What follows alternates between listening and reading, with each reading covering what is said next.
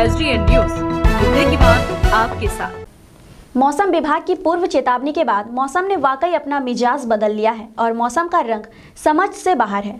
कभी चिलचिलाती धूप तो कभी तेज आंधी और मूसलाधार बारिश किसी भी वक्त दस्तक देने को तैयार है। पूर्णिया की सुबह आजकल ऐसे ही हो रही है। दफ्तर आने जाने वालों को बिस्तर से उठने नहीं देती। खुशनुमा मौसम कब करवट ले इसका पूर्वानुमान लगाना बेहद मुश्किल है। हालांकि इससे किसी तरह के जान माल के नुकसान की खबर तो नहीं है, लेकिन शहर में जल जमाव जरूर हुआ है।